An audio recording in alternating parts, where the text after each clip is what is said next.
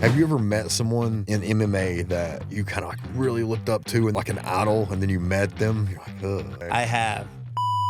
And I've never liked the guy since.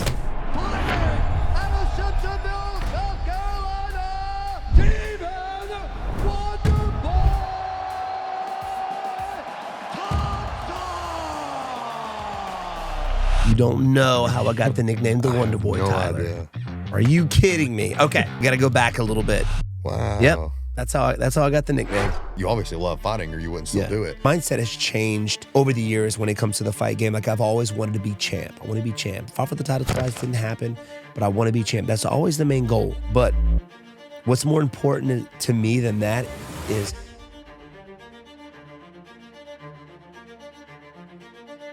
Sleep is the ultimate performance enhancer. It doesn't really matter what your goal is, getting more sleep is the cornerstone of achieving it. And it's so important that quality sleep by itself increases lifespan. Sleep better, perform better, live longer. It's pretty simple. As a dietitian, jiu-jitsu black belt, outdoorsman, husband, and father, these things are pretty important to me, and I would imagine they're probably important to you too. That's why I professionally and personally recommend Protekt Rest. Protekt Rest is a natural sleep aid crafted to promote deep restorative sleep so you can recover faster and perform better. With clean, science-backed ingredients, it's designed to support your body's natural rhythms without any grogginess the next morning. And the best part is, it doesn't cause any of the harmful effects that prescription sleep aids and melatonin do. So if things like improved performance and a longer, healthier life matter to you, try Protekt Rest and start sleeping better now.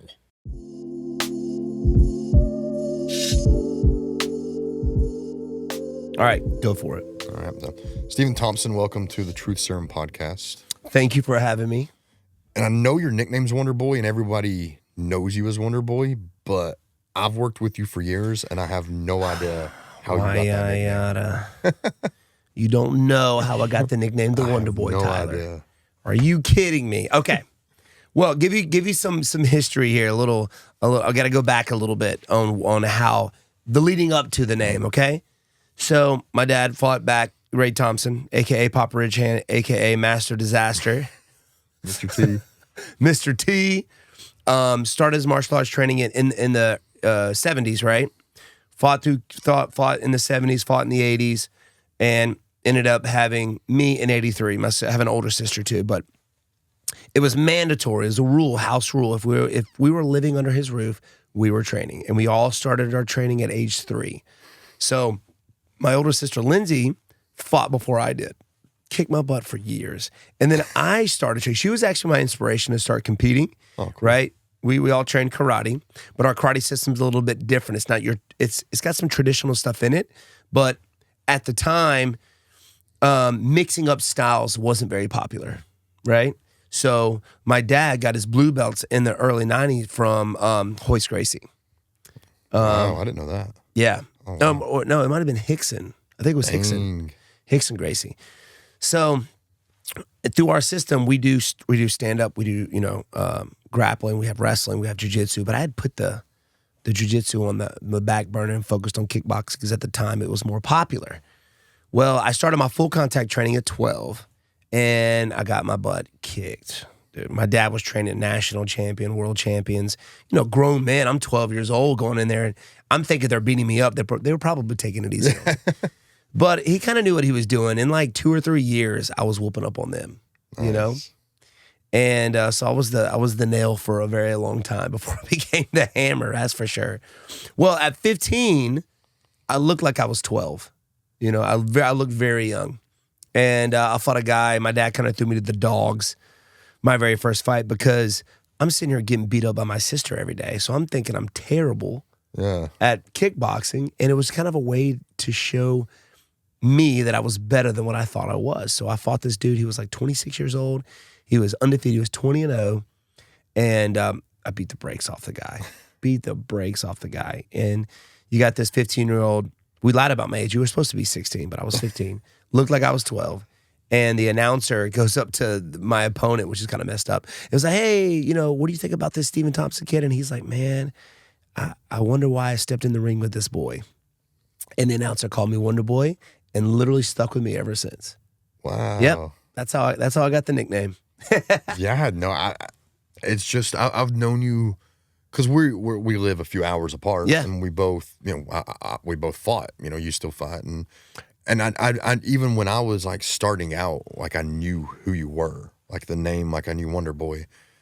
So it's like, especially in our region. Before Have you were always into lived in UFC. Tennessee though? Mhm. Okay, Yeah, cool. yeah.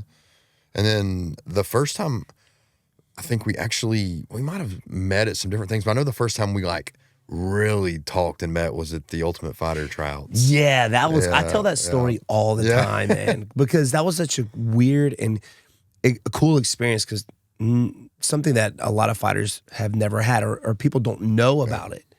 How do you get on the Ultimate Fighter? Me and you. Do you remember what year that was? This is before we both were in the UFC. I maybe had like 1 or 2 fights. It was, gosh, I can't, dude. I guess you had 3 fights at the time, I guess, because I remember that because you It had had to have been 3. 2011. It might have been because they ended up. I remember they ended up not even having that season. Yeah. So we go out to, I think it was one of the train or the station hotels in Palace Vegas. Station. Yeah. That was the Fertitta brothers owned those. Yeah, And what they would do is they would bring out 2 weight classes. Yep, Right, 55 and 70. And just fill their hotel up with fighters. Yeah. They would have the 70s and they had the 145ers. Was it I thought it was 145? 55 and 70. Okay, but it might have been. maybe I don't know. 55. It was And 70s and something I couldn't make. So it was such a weird, I guess, tryout because they wanted to see your grappling, they wanted to see your striking, and they wanted to know your personality. And starters, you had 30. Was it a minute or 30 seconds of grappling? it was something like that. It was fast enough to like get a position. Yeah. And I was the very first person called on the grappling part. And I had to go against this 3rd-degree black belt jiu-jitsu guy. And all I tried to do was not let this guy pass my guard. He ended up taking me down. I ended up pulling guard, and we just worked. And then we had a section where we had to do some mitt work. Yeah. And that's kind of where I kind of showed out I was a in the little room bit. for years, and I was like, well, he's on. But we both made it to the interviews, which a lot of people didn't make it to those. Yeah. And then they ended up going with the 155ers instead of us. Yeah. I know. And I remember the thing that was funny. I remember because we'd been talking, we were in line together, so we were kind of talking and forming a good relationship then. And I remember Dana wasn't there for any of the interviews until ours. It was like he showed up right in time to be in on ours. All these other people had already gone through. Yep. And he wasn't in there for them. I'm like, No. oh gosh. Then he just walks in. Oh gosh. And I think like you're next up in line, and then me. And I remember when we both finish the interviews, I go up. I'm like, hey, what did they ask you? Like, if you could only take a book into the house, what would that book be? Yep. Like, Yep. I'm like, what'd you say? I'm like, Harry Potter. I'm like, yeah, same. Oh, I love it's it, like dude. back to back. They got the same answers, and they insult Huge you. Harry Potter fans, guys. Yeah, oh yeah. They oh, did. yeah. They were like making fun of me for it. Same. Yeah. They try to do that. Like they Really? they try to frustrate you. You remember Craig was the guy's name. Yeah. Just insulting. It was almost like he was like, he wanted me to get mad at him. Of Yeah. course, I just smiled at him, Good you know, luck. just, Yeah. whatever. Yeah. Well, but I'm glad I didn't make it. Yeah. Because I knew a lot of guys that were on it. Yes, My buddy, yes. Ryan Hall was on it. Yeah, And he was that's like, right. dude, I almost low key became an alcoholic on the show. Yeah. Because they have a bar. They have nothing else but a bar and fighters. Yeah. Yeah. It's a wild thing because then they didn't do that season, and then they didn't do 170s that season, and then I think they took it, and then they ended up doing a later thing, but you just made it onto the UFC. Yeah. They just pulled you in from that. Yeah. And I think it was because of a lot had to do with me training with GSP and GSP having a lot of pull in the UFC, but he was talking about me a lot in his camps.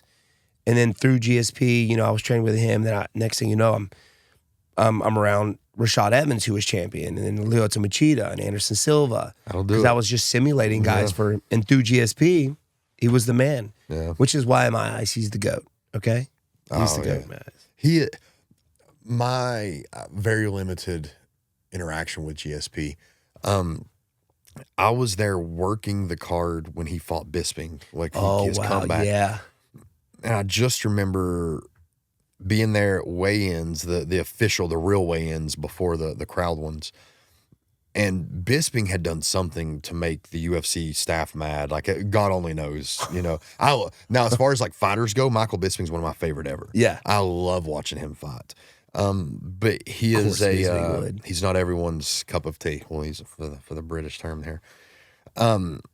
but he's a little rough to the staff. Yep. He's just making people mad. I want to say like one girl quit or threatened to quit at that point. There's people in the back just so mad at him because I think he's just coming in kind of rude and just, people handle the weight cut a little different too. Yes, they just get a little mad. And Bisping's a very brash. He's going to say what he feels anyway. Yep. So imagine that at 185 pounds, and everyone's just kind of fed up. And then like you start hearing the UFC staff communicate like, we have GSP on his way. And I'm like, okay, I want to sit back because I've never seen the guy in person. I'm like, I just want to see this because I grew up watching him like when I was in high school and coming up through college. And like, I just want to see the guy, Yeah. And he comes down the elevator and I just remember there was like these stairs you had to go up for the thing. And there was a lot of fans because, the fans always figure out where the fighter hotel is. Always. And the UFC does their best to keep them away. But he comes out of the elevator and he starts to just get swarmed by fans, and the UFC starts to get in the way. And he's like, "No, dude's he's starved, like wanting to weigh in so he can eat and drink." And he just sits there and he's just taking pictures and signing autographs and doing everything he can. Then he's coming up the stairs, and it's like UFC staff who have to be unbiased. They just start clapping, like they just start like slow clapping his return. That's cool. And he's just smiling. It was such a cool thing. Like people were getting like emotional, and I'm just on the stairs, just kind of watching him and like soaking all this in. And I don't know if he just kind of saw me like this younger guy, just kind of watching. And I don't know. He's GSP. He's probably just used to the fact that anyone who does anything in MMA is a fan of his. And he just sees me, and I don't say anything to him. And he puts his hand on my shoulder, like puts one hand on my shoulder, and then just reaches his hand out and shakes my hand, and just keeps walking. And that's cool. such I'm telling an you, interesting gesture. It was just he's a light, dude. Yeah, He's it was light. unreal. It's cool. Just the attitude everyone had, just him being around. Yeah, it affects everybody. He has a way of affecting everybody and chatting with everybody in the same room, making everybody feel comfortable. Yeah, that's him, dude. Yeah, and he was my inspiration to switch from kickboxing to MMA, and which is why I know him in the cage. I know him outside of the cage. That's why he's my GOAT. Interesting. Yeah. So because I was wanting to cover that because I'm unsure with that. Like, what was the big thing that made your transition from karate / kickboxing? Because I know it's kind of doing both. Mm-hmm. You were training karate and kickboxing. So, how did you make that transition from that to MMA? So, I ended up. I'm not really sure what year it was, but I ended up tearing every ligament in my left leg fighting for the World Combat League. If you don't know what that is, check that out. Really cool. Had some really cool fights. And also at the time, some big names that were in the UFC came from World Combat League. And it was kind of like a tournament that Chuck Norris kind of, brought about. Yep. I don't know if you've seen Karate Combat. Oh, yeah. Same concept, same wall, mat concept. But I ended up fighting a guy named Raymond Daniels in a tearing every ligament in my left leg. I was out for 3 years, and I wanted to have a fight, healed up, feeling good, and I wanted to have another kickboxing fight. And it was in Montreal, Canada. Had a manager out of Montreal, and a guy named Vic Terrio. He's got a brother named John Eves Terrio, who's a world champion kickboxer, very popular in the 70s and 80s. So he was my manager. So I fought in Montreal, and lo and behold, my opponent had GSP and Faraz Zahabi in his corner. So he was cornering it. They were cornering him against me. And I think I might have knocked him out in the 5th round. But afterwards, GSP and Faraz, mainly Faraz, was like, hey, man, we'd love to have you, bring you in, help GSP. Like, I say help, but, the guy didn't need any real help. But, would love for you to be a part of his camps because he was getting ready to go through a murder drill of strikers. I mean, he had Thiago Alves. I think he was fighting BJ Penn again, who the first time boxed him up pretty well. Forever ago, yeah. John Fitch and all these guys. I'm like, dude, I would love to. Are you kidding me? They took such good care of me every time I went out to Montreal. I loved going out there. I loved training with those guys. I found myself falling in love with the martial arts again, but just because I had to evolve, right? You stay at the top of kickboxing for a long time, and it was like, maybe I don't want to do this anymore. I think I'm done. But when I started going up there and training with those guys and learning MMA, it was like I'm learning a new art, Yeah. I had to switch things around. I had to change my striking strategy. The way I fought kickboxing and MMA had to be different because I ran into double legs constantly, which I still do now. But still, at the time, it was very new. And I fell in love with it. And then, like I said, through GSP, I would train with all these other guys. And I'm like, I'm training with all these champions. Why not switch from kickboxing to MMA? So I had my first fight in 2010. I got it to 5-0. And then UFC called, UFC 143. 143, we're at, what, 311 right now? That's what I was trying to do in my head. I'm sitting here thinking how many UFCs ago that was. And those are just the numbered ones. Yeah. So there's all these other ones that don't have numbers. Yep. The Fight Nights and my God. Almost 13 years, which is not a lot compared to a lot of guys. Like, a lot of guys that are still in the, Guida. Clay Guida. I'm ashamed. I had no idea he was fighting. Yeah. Like it hurt me. Jim Miller, He was one of my old favorites. I'm like, he still fights. Like, I didn't know. I feel like the UFC, not a shot at them. Like, sometimes, well, they're a business. They have to cater to the new fans. And I'm like, listen, man, I'd rather hear that Clay Guida's fighting than Sugar Sean. Yeah, man. Clay Guida. I get it. I get it. Yep. That he's the new one of the new faces and all this. But I'm like, man. Even with the big Russian, what's his name? He's in a lot of movies. He had the Fangs mouthpiece. Oh, Andrei Arlovsky. Yeah, Arlovsky's been in there for over 20 years. Yeah, he was. Jeez. I remember he was one of the most intimidating. I used to take supplements. There was this supplement that I don't even remember. It was some like yellow. I remember it was yellow capsules. This is pre-USADA.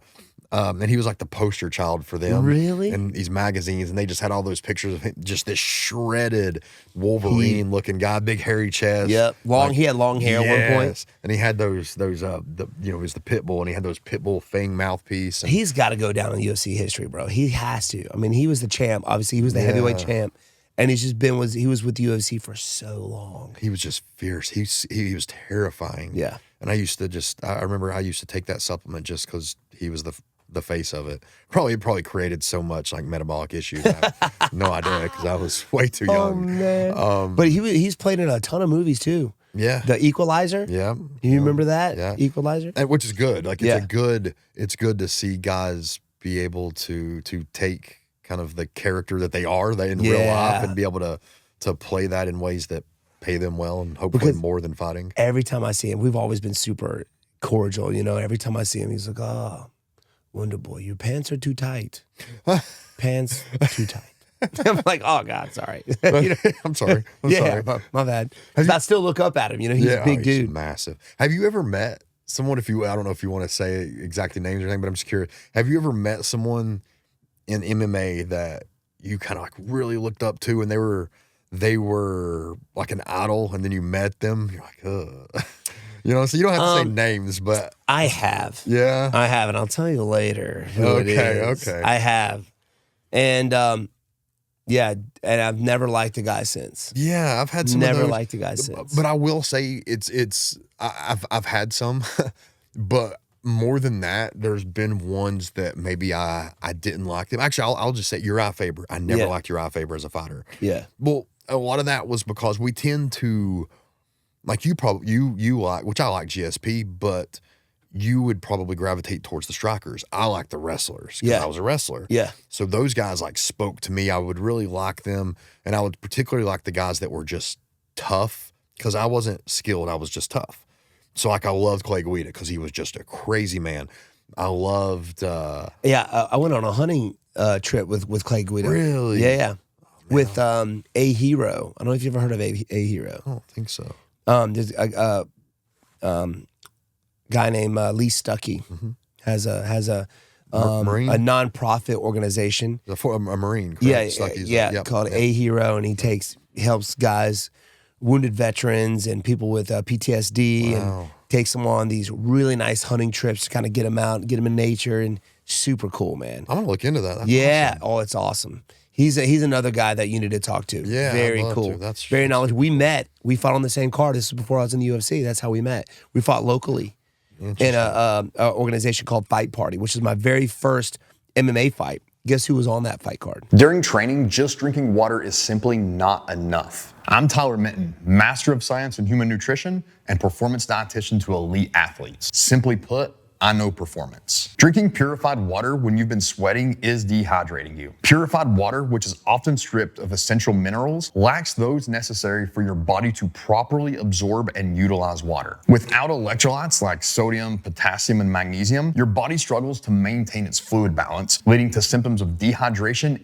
even when you're drinking plenty of water. In my professional opinion, Protekt hydration is the perfect electrolyte. If you're a serious athlete or anyone sweating for an hour or more each day, Protekt hydration has the potential to change how you train and recover. Protekt hydration is the only electrolyte I recommend to my athletes, and as a dietitian, I always have Protekt supplements in my toolkit. Matt Brown, OSP, Diego and Douglas Lima, Oh, yeah. Oh, Charles Wonder Brothers. Rosa, Wow. and my very first fight, guess who was main event? Oh, I did. Oh, yeah. Yeah. I was like, no, don't, because it was local show and they wanted a local fighter Yeah. to. And all those guys are probably I know better. those guys are like, Yeah. they Oh, were yeah. a lot better. Yeah. They should have been main event. Man, OSP was supposed to be main event, but something happened. I think his opponent backed out or something, so I jumped up there.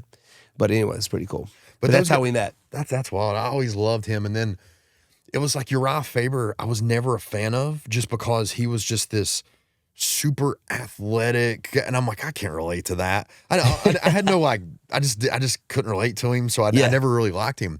And then I met him. I'm like, holy smokes, he's awesome. I wish I was a fan of this guy his whole career. Yeah. Because after he'd retired, I met him. I was working with Macy Barber and she was training with him. And so I met him in a coaching capacity. I'm like, he's such a cool dude. He is. Very that nice happens guy. more often, that there's fighters that maybe they're a bad guy or someone doesn't really like them. Then you meet them and they're like, wow, they're actually a really cool, down to earth person. And I think a lot of that is because there's only a couple fighters, maybe Conor being one, that have like ever reached that level of fame. Oh man, and fortune that they're not even a regular human anymore. He's not, man. No. He's not. I mean, I remember we fought on the same card or the same weekend. It was international. My very first main event. I fought Jake Ellenberger. He fought on Saturday against Chad Mendez, I'm pretty sure. But he was there. We ended up chatting, and the dude is so far ahead of everybody else. I mean, he was the leading moneymaker for Forbes at one point for athletes. Like, I think made more it was money than last year, the year basketball before. players and everybody. The year he did that, I think he only fought once, and he was the highest paid athlete in the world. Nuts, man. Yeah, that's ridiculous. It's insane. And out of MMA, not boxing, not any other sport, MMA. Yeah. I mean, he's got his hands in everything. I'm pretty sure when I pay my management, he's getting a cut. Like, he owns, I think, part of got his hands in everything. He's a smart guy. He's a very it's another one I can't really relate to on that level of business savvy. But I remember I was there for his first fight in the UFC, his first UFC fight in Ireland. I was working with the co-main event. Who did he fight? He fought a Brazilian guy. I can't remember. Diego Brandao. Brandao. And it was like, he was popular. And he's Irish, so the Irish love their own. Yeah. So they loved him. But he wasn't Conor McGregor yet. Wasn't the guy. And I remember being there, and it was at the time of the 3 Arena, and I'm cornering my guy. Co-main event, Zach Cummings fighting Gunnar Nelson. And I remember there's like a point of the fight that Zach just looks at us and shakes his head because he can't hear anything the corners are saying. Because the crowd was so loud. Craziest. It was the most, I've yet to see anything like it as far as a crowd goes. And then I remember he wins, and just the reaction from the crowd, I remember thinking, like, this guy is going to be a stud. But then I remember I was also working his very next fight that was in America, and I think it was in Vegas. And I just remember, I think it was in LA. And I just remember thinking, like, okay, let's see what he's like on the road. Like, let's see if he's still loved. And I remember it was at weigh-ins when they would do the ceremonial weigh-ins. I'm thinking, okay, like, let's see how he handles booze. And I can't remember who he was fighting, but the American walked out, and, obvious USA, these crazy chants. I'm like, all right, now it's his turn to be the not the hero. He walks out and the crowd erupts. Nuts. And I'm like, okay, never mind. Ireland came with him. It's funny because the American Irish like rallied behind him, and that's a different breed of animal. Yes, you know what I mean. yes. The American Irish. Oh yeah. It's wild, man. To be able to see the evolution of this guy. I remember it goes down to one quote that kind of started it all. It was like, "I'm not here to take place. I'm here to take over." And it always comes down to that point when he just, nobody could catch him. He's like, and it's we don't have to talk about all that's going on in his personal life and all the other stuff. It's not my business and anything.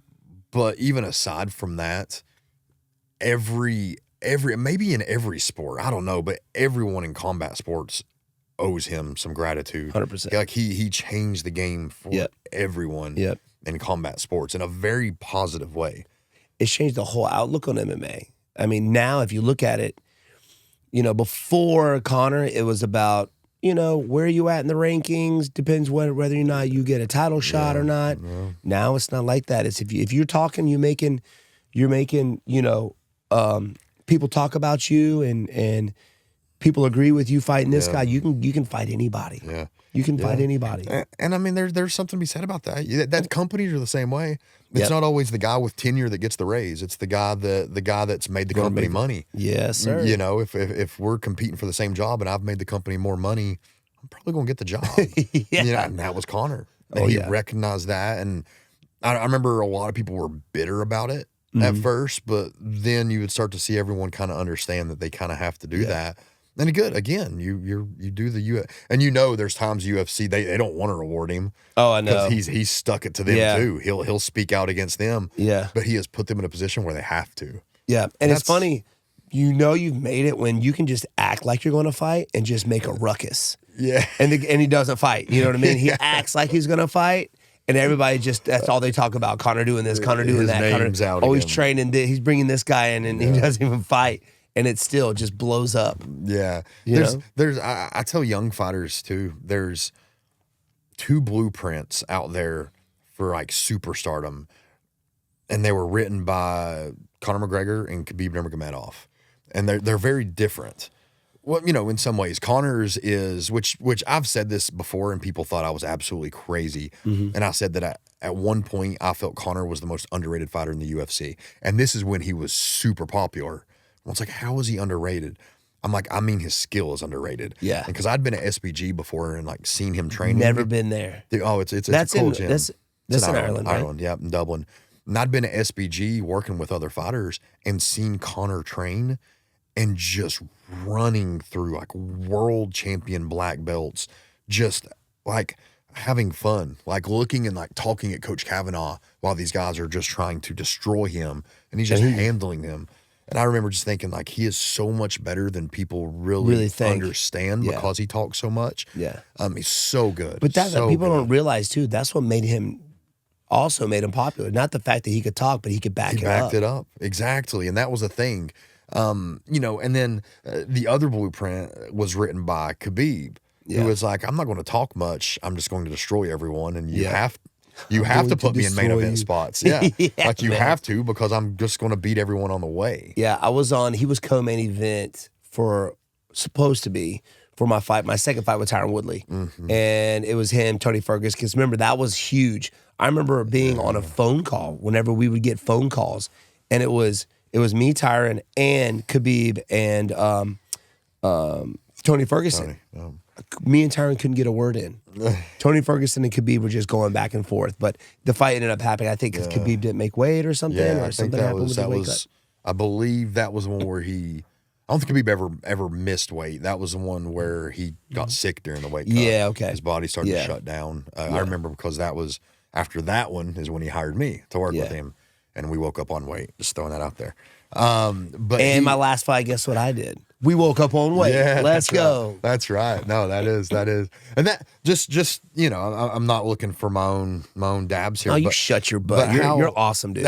How would you say like your career and things are Like working with me compared to if you didn't have me? Like, what does that Chaos. look like for? Yeah, I'm just telling you. Okay, so there's a huge difference between working with the UFC and working. You know, we have fighters that fight or don't find the UFC. They fight for other places, and the UFC is such a fine-tuned machine, right? Unreal.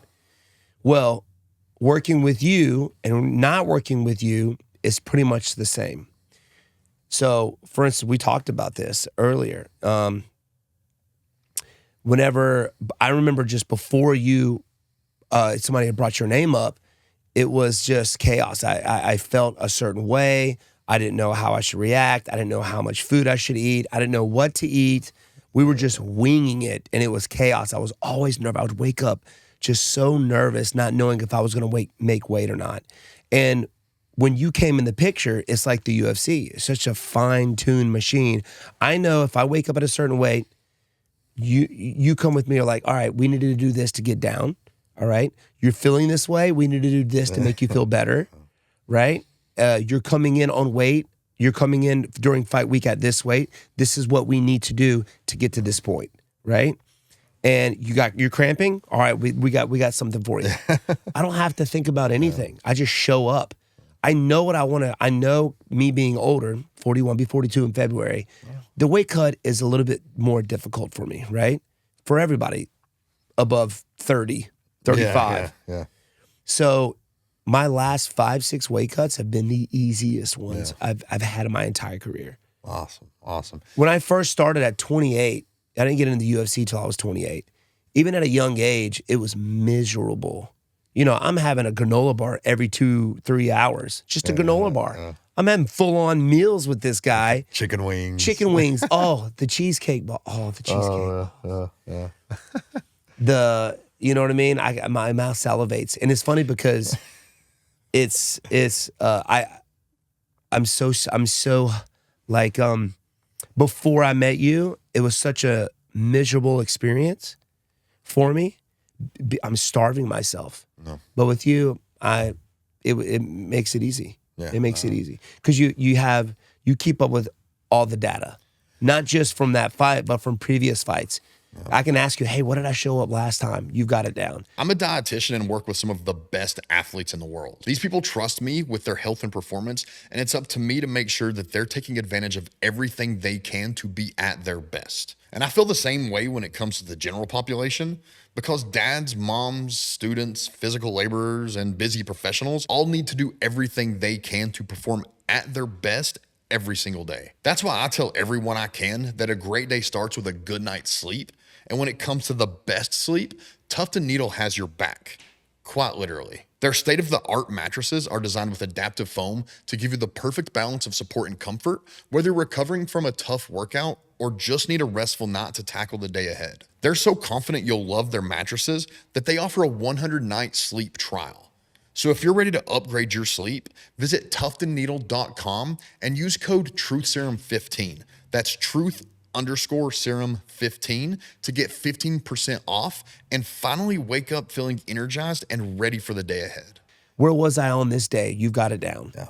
You've got the numbers. And that's an important part of it. So I'm the grizzled vet in MMA nutrition now. So it's as I kind of work my way out. I work with fewer fighters now because I work with fighters in other sports, NFL, MLB, NBA, things like that, or athletes in other sports. And I have a family now, so my time is more limited. I still work with fighters, just not as many. But that's one of the things when these up and comers, like newer people, are like, hey, I want to do what you do. One of the tips I give them is have an answer. Don't ever let there be a question the fighter has that you don't have an answer for. Yeah. And don't lie. You just need to actually know the answer. And that's everything. It's you need to be able, because a lot of it's just that. It's just making sure, and I fought, so I felt those things and I hated those feelings. I hated wondering because your mind's focused on the fight. It's focused on the miserable process of a weight cut. The last thing you want to focus on is what do I need to do? Right.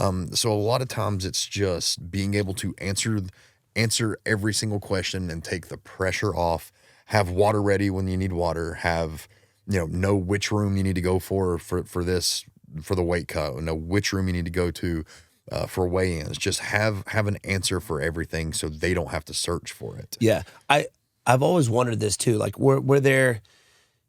did you have miserable times sometimes, like working with people? Oh, work. I thought you was going to ask what cutting weight myself. I'm like, terrible. That's why I started trying to like learn it myself. Have I ever had someone? Have you had anybody that you just, all right, maybe I'm not going to work with you next time? Yeah. You know what I mean? Yeah. Really?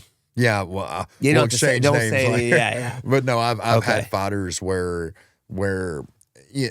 And again, if I work with someone now, it is because for me to work with someone now, you know, obviously I have to charge because I have family and bills and things, but it has to be someone that I care about beyond what they can provide me financially. So the way I like the litmus test that I put to it, if for some reason something happened and the person was like, hey, I need you to help me, but I can't pay you, but I really need you to do this favor. It has to be someone, number one, the people I work with would never do that. Like you'd never do that. But it has to be someone that I would still be like, yes, because I care about your success that much.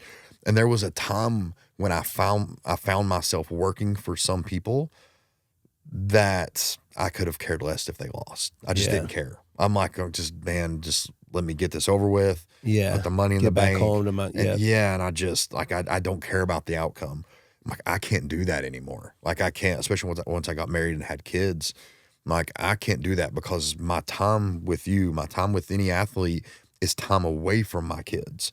And as much as I like working with you and anyone else, it's like I don't like you more than my kids and my wife. Yep. You know. Yep.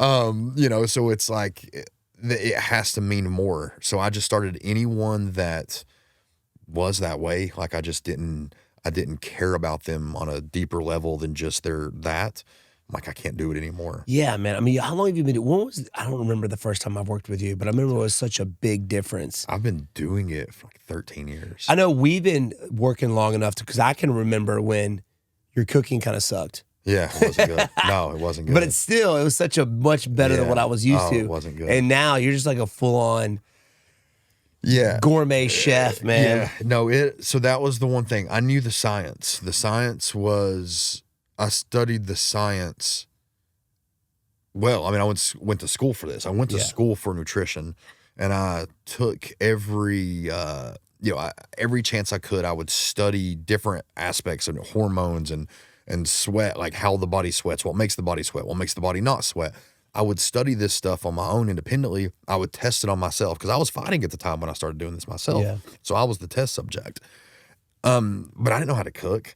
I knew what you needed. Like I knew the nutrients your body needed. Yeah. But I didn't know how to make them taste good. And I remember like working sometimes with fighters that, you know, they didn't really care. Like you didn't, it sucked, but you don't care because we were making weight. Yeah, dude, it's not one of those things. But now it's so good that it's like, it's well, I recognize so too. much better. I recognize too. I'm like, hey, like if I can make this also like an enjoyable process through that too, that's going to make a difference. I'm going to tell you something. That's I mean, it's really a secret. I've never done this. So I remember it was Chris Weidman was the first big name I worked with. Really? Man, I'm going to actually reveal a couple secrets here, and I can't wait when Weidman sees this. So I made a list years before and it was actually Chael Sonnen. I became friends with Chael Sonnen, and Chael told me, he was like walking me through like a vision board process. And he said, you need to write down the top 10 fighters you want to work with, like in the UFC. Chris Weidman was number one. I had no idea. I had no connection to Chris Weidman. I didn't know Chris, nothing about him. But again, I was a wrestler. This was like an outspoken Christian dude, big, strong wrestler guy. You know, I'm a Southern boy. He's a New Yorker, so I don't have any of that type of stuff in common. But I just recognized early on, I'm like, I like that guy. I want to work with him. And at this time, I was working with guys in the UFC, and it was like newer entry guys and some of my friends and training partners. And I'm at an event, and somehow it just gets to where, you know, because I would train with the guys because I trained too. Yeah. And all of a sudden, I'm in the same workout room as Weidman. Weidman's there with someone else, and I think with John Vellante. Yeah, Vellante. Who's That's my awesome. dude. I love him. And me and Chris start rolling.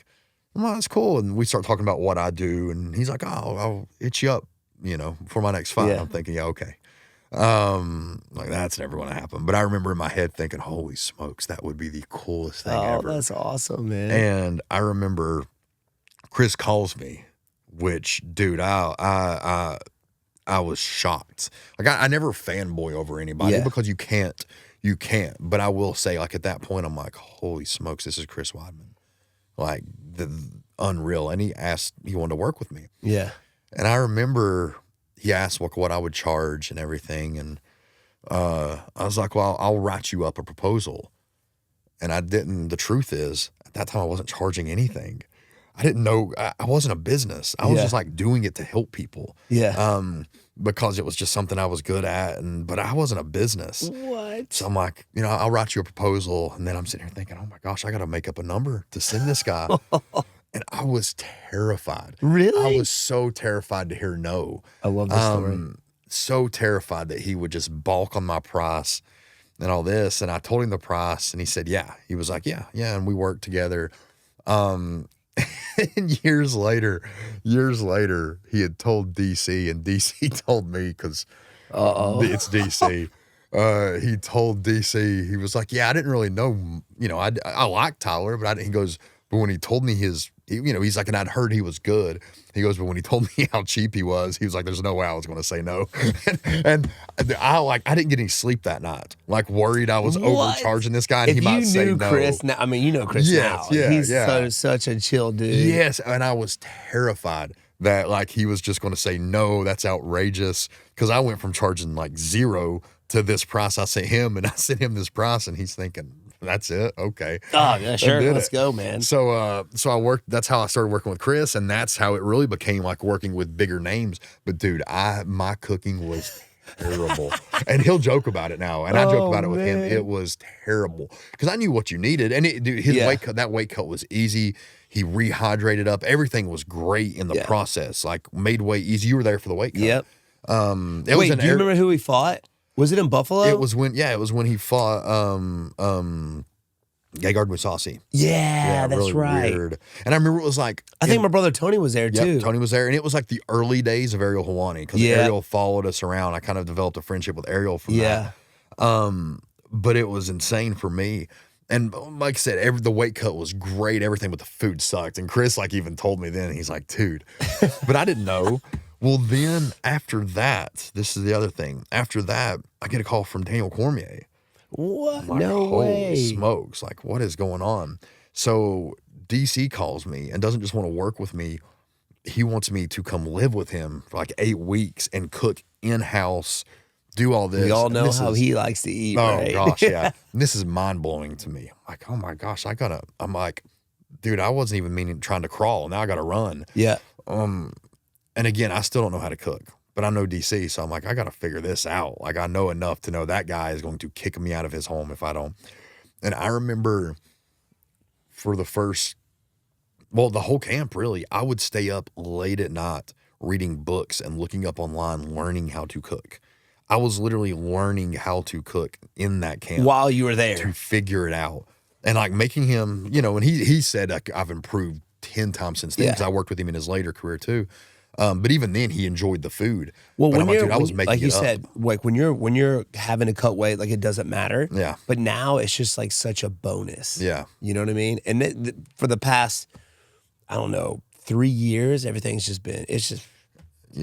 Yeah, it's a value added, because again, if it's something I can make you not dread, then you're mentally going to be sharper. You're going to be. That's cool. But have you told Chris that story? No. Oh, no. you I can't need wait for him to, hear man. this. You got to tell him. I'll let you tell him. Yeah. Well, hopefully he watches this and just hears it. And it's, dude, working with him too. It was, I don't know, like, because I knew the food wasn't like great, and I didn't know, like, I had like this little mini slow cooker thing is like how I cooked everything, and dude, like we made weight, because again, the science, I've always been very confident in the science that I was promoting. I knew that this was going to be, I knew what would happen. Like I knew we would have an easy weight cut and all that, but dude, I was so nervous. Like I've gone back before and watched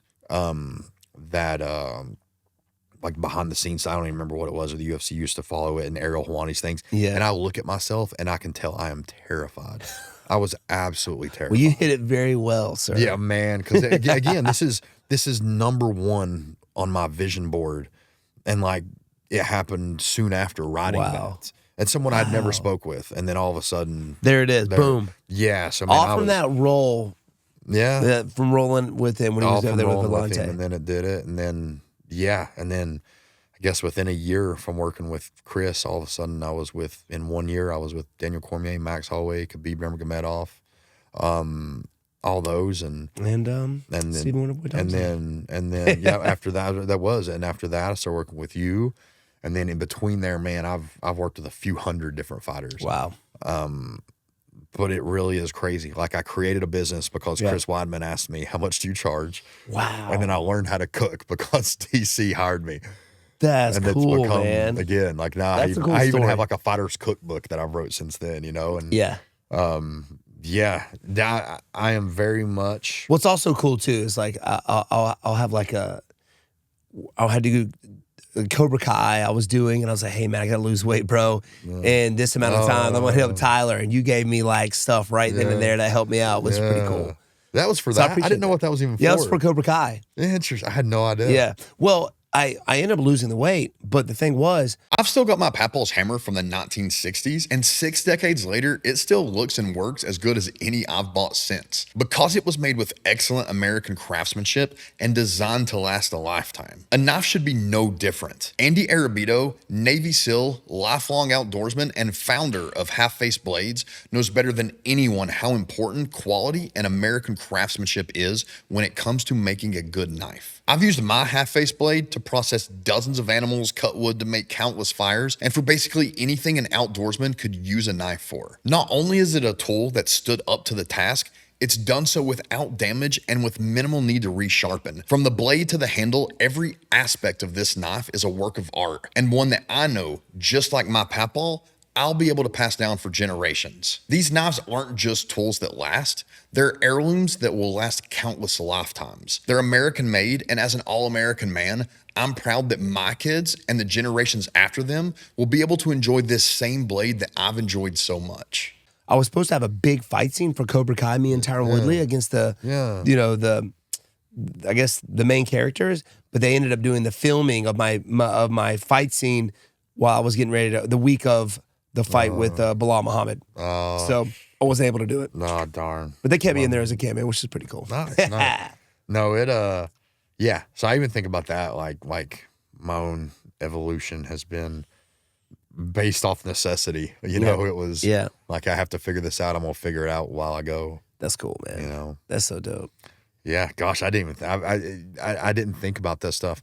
Because again, I've worked with you for years, and I've known you for a long time. And I'll say this: we've had this conversation. When I was an amateur, I wanted to fight you, and I know you know that we've talked about it. And it was purely. I remember telling people at the time. I remember telling people at the time, like, I want to fight that Wonderboy guy. And they're like, "Well, you don't like him?" I'm like, "No, like he's nice. Like, have you seen him? Like, and this was before I'd actually even met you at the Ultimate Fighter tryouts and stuff. I was like, no, I don't dislike him, but he's nice. He doesn't talk trash, because I didn't do that. The concept of potentially fighting someone that there's no drama involved, it's just two guys that just want to fight. That was really it for me. I had like no negative. I don't know how anybody could have a real negative opinion of you, but I'm like, oh, I just think it'd be fun. And ultimately, the worst that can happen is you lose. I've always had that. Like, I could fight my best friend. Like it just doesn't. Fighting was never like that for me. Like, I have to get mad at you to fight you. I'm like, no, we're just fighting. And it was obvious that was always your attitude. So that was really it for me. And that was before you have now absolute like amazing wrestling defense. And you didn't at the time. So that was like my game plan was going to be to turtle and just run. Run at me. Because the only thing I was ever good at is taking punches. Yeah. And I was going to do it my best. I don't think that's a good thing, bro. I was like, came in, I'm going to turtle up and Frankenstein and try to hold him. Gosh. Yeah. I mean, I remember those days, man. I was playing catch up, because remember, I was fairly later in my years when I started MMA, so I had to play catch up. I'm still playing catch up compared to a lot of those guys Now, it's it's just insane. those guys are like just as good as their wrestling as I am with my striking. Yeah. You know, But your wrestling defense just it's helped skyrocketed. Yeah. 100%. Got good coaches. Of course, working with Weidman as well has helped tremendously. But yeah, I've just been along for the ride, dude. But going with that, like I said, like the reason, like again, it was never an animosity thing. It was like, oh, this is a young guy, and everyone knew you were going to be in the UFC. So it's like, how can I get noticed by the UFC? Right. Fight I beat this who's guy, but I gotta definitely get in the going to be UFC. in- Dude. Yeah. But like going with that, it is interesting because, like, as we just discussed, like, you don't have to. I never felt like I had to be mad at someone to fight, and I don't think you is. What is your mentality? Like, what? How can you be such this nice like lot to everyone around, and then go in there and be ready to kill someone? It's I think it's because I grew up doing the martial arts. I grew up competing. To me it's life. Yeah. It's easy. Well, a lot of people are like, they're just getting into the sport. You know, maybe a lot of these guys haven't done it as long as I have. Some people just have to put themselves in that mindset to be able to go out there and do what they do. And sometimes you see it out there. I mean, for instance, some people go out there like I do, but since it's really an uncommon thing for people to go out there without any animosity and go out there and fight, people think they have to put themselves in that mindset. All right, I've never done this before, but I'm going to try to get mad and go out there and fight. Yeah. I don't know if you saw the Anthony Smith fight when he was talking to.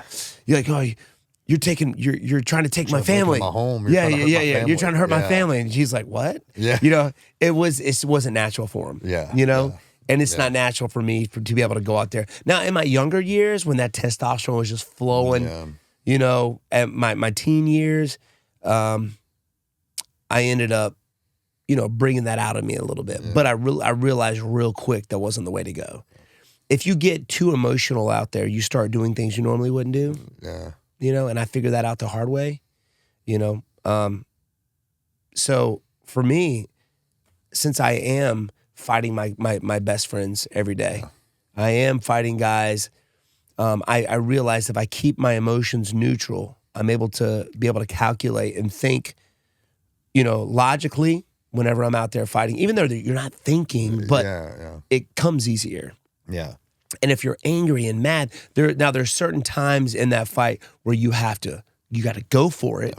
Yeah. If I know that you're hurt, I gotta go for it. Yeah. Boom, I gotta go. I know how to kick it up, but I'm never angry. I'm never mad. You know, my dad taught me in my you know, earlier years, you know, fighting with emotion. If people can make you emotional, they control you. Nobody should have control over your emotions. Yeah, nobody. Nobody should make you mad. And this was when, you know, my sister Lindsay would make me mad. My brother, you know, I was getting picked on in school, and I was just, you know, I would get mad and just do things and lash out. So he was like, "Look, man," he's like, "Does that guy that picks on you? Does he who's calling your name? Does he control you?" I was like, "No." He's like, "Yeah, he does. If he's making you mad, he's controlling you. Yeah, and nobody should have that power, you know." So I was like, all right, that kind of makes sense, you know. So I've always looked at it like that. You know, you can talk about me, you can talk about my family. It doesn't bring out that emotion. But when I need it, it's there. Yeah. I can just go for it. You know, I don't have to put myself in that mindset. Yeah.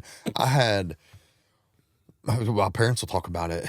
I had temper issues as a kid. You know, like I got picked on and you know, didn't love being a child, but I would hold things in. Like I was a wall puncher. Yeah. Even as a young man, I was a wall puncher. You know, I was too terrified to actually hit a human being.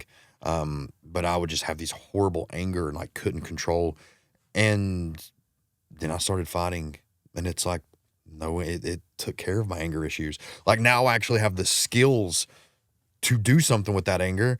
I actually have this outlet where it's allowed. I'm like, well, now I don't have it. And that, from this moment I started training MMA. It's wild how that happens, right? Yes, it just controlled those emotions and helped regulate all of that. And even now, like to the point that I am a very emotionally neutral person, to the point that there's been like business meetings and such where like people have questioned my excitement, or like they've been there. There's times like my wife and stuff, even like we'll have conversations, and I don't seem super amped about something, or sometimes I don't seem mad about something that I should be mad about. Like, I'm mad that you're not mad. yeah, kind of like I'm just emotionally neutral. Like I don't, Yeah. you know, and I really think fighting's just helped with that because I just don't. I was about to you know, say, I stay. People kind of who are here. that way are dangerous people, though. It's that stoic. Yeah. I feel like guys who, like you said, I've heard it said before, that no violence, you know what I mean, aren't out to seek it, but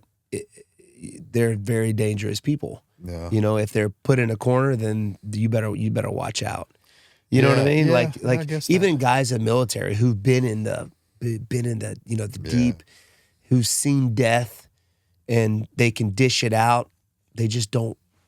They don't. You know. Yeah. They're not seeking for it. They're very humble, very sweet people.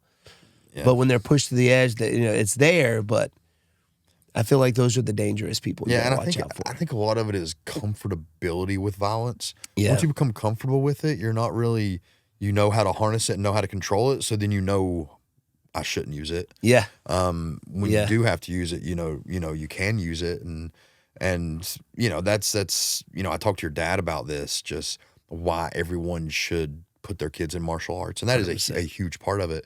I've been in altercations and such as an adult, whether I was working security or I just happened to be around the area where something happened. I can even, shockingly, recently there was an incident in my neighborhood, a guy putting lives in danger, speeding through my neighborhood and doing things, and I politely stopped him, you know, because my kids are there, and you know, asked him to stop, and it becomes a situation where, you know, he threatens to pull a gun, and I've very calmly have him locked up till the cops get there. Yeah. You know, and it's not like like I'm just a Billy Bad A. It's just, you know, when you've done martial arts for so long and you fought for so long, you get this comfortability in those situations to where you don't get emotional and you just react with calmness. Yeah. Yeah, because you know what you're doing, and you've been in those situations before. Like people that have, and if I was president, I would make it mandatory to at least have one fight. Yeah, you know what I mean? I mean, it would stop a lot of things. Number one, if you know what it's like to get punched in the face, people would be less likely to talk crap. Yes, and just look for fights. If there's a lot of people out there who've never been punched, who've never been in an uncomfortable situation. So they feel like, since they never felt that before, they go out there and they do this. You know, a lot of people who've been there, they know, all right, I'm just gonna keep my mouth shut because I don't want to be there anymore. I don't want to be there again. And that's how it escalates into weapons and all that. It's escalated there because people aren't comfortable with the actual just hand to hand. Yeah. Do you remember John McGuire, Gypsy, UFC? Yeah. Love John. I stayed with him a few times during for a few different camps, but one, like a camp with when Chell was preparing for John Jones. We were all part of that camp together. And he's a gypsy, a legitimate gypsy. I didn't know that. Oh yeah, he's a real gypsy. Like it is a real. That's cool, man. Yeah, and sometimes I think forgive me if, but you know, I think that everything that I see about gypsies has all been from the Peaky Blinders. So I don't know. Yeah. I feel like they still live that way. You know what I mean? I think like gypsy sometimes can have like a negative connotation. Like that might be a term they don't like. But John was like proud of it. He don't care. But he would tell me stories about like living in these caravans and stuff. And even to that day, it's like if you have a disagreement, you just go fight. Yeah, like you get it over with. You just go and fight and get it over with. What and was then that we move movie on. with Brad Pitt was the gypsy and all he did was fight? Snatch. Have you seen Snatch? Yes. So good, dude. That's kind of how they do it. Yeah, that's how they do it. Like it was like, okay, we have a disagreement, fight and get it over with. Because you even see it in the UFC, almost everyone who hates one another. I mean, I think Diaz and Conor was some of the most volatile. Yeah. And then after you're done, like, okay, we're good. But we're good. You know, and that gets that out. You have a lot more respect for somebody, I feel like, and you really learn somebody's innards, like their character, what they're made of, and you don't know that till after you fight them. Yes, and when you see, because no one gives up. Like it's we sit here and fight. I gave you everything I had. You resisted it. Maybe I won. Maybe you won. You gave me what you had. I resisted it. So you see something in them. Like you see that that mutual respect. Like you took my best punch. I took your best punch. You know, ultimately there's a winner, but we were both trying to kill each other. Yeah. And we didn't succeed at it. Right. You know, no one But died. those are the people that I want to have my back. I've actually have fought people who are looking for a way out. Yeah. You know what I mean? They feel the uncomfortability and they're like, I don't want to be here. Yeah. And then you get those guys who less skill and you pummel them and they just keep coming, man. It's like, that's the kind of guy I want to have my back if I ever needed somebody to have my back. You know what I mean? Yeah.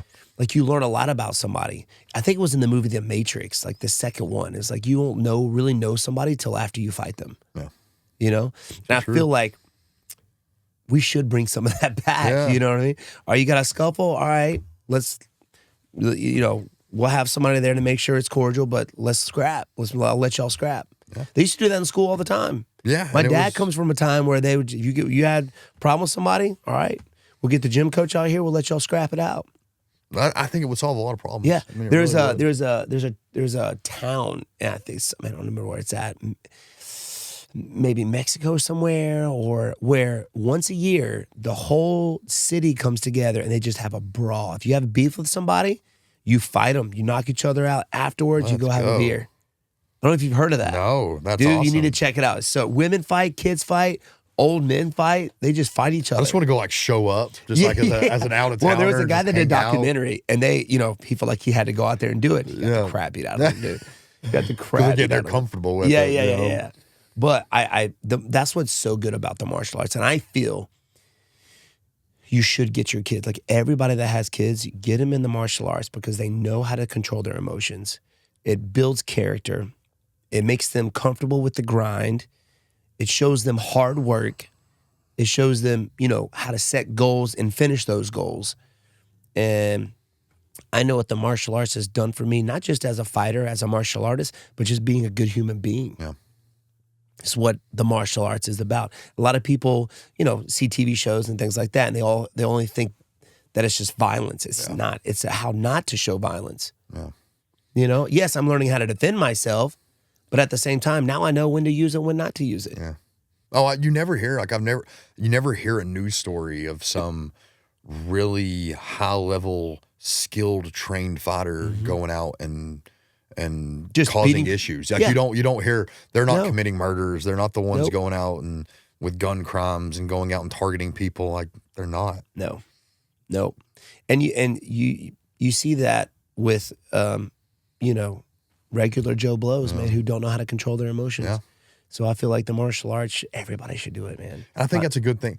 That's a good reason because you almost hear almost every time there's a serial killer, there's something, there were signs as a child. Yeah. Like if they go back to their childhood, people are like, yeah, they were always this way. And I've thought that, like, what if that kid would have started jiu-jitsu, Yeah. karate? Like, what if that Right. kid would have had an outlet early on? Yep. Like, what could that have done for them? I know it's helped me as well emotionally if I'm feeling some way, which very rare am I feeling a way. I just know how to do it. You know, being a man, you just deal with things. But I think I get all my frustrations out on the bag, mid-work, on my sparring partners. Yeah. At the end of the day, it's like, I feel amazing. You feel good, you know, you get that out. And with kids, it's important. I know you guys have a big kids program. Yes. You have an after-school program. Mm-hmm. And a lot of people probably don't know this, but you drive the bus. Yeah. And go pick up kids from school to bring them here. Every day. We have 5 buses. We all go to like 2 or 3, 4 schools. I go to 2 elementary schools. I go to a middle school.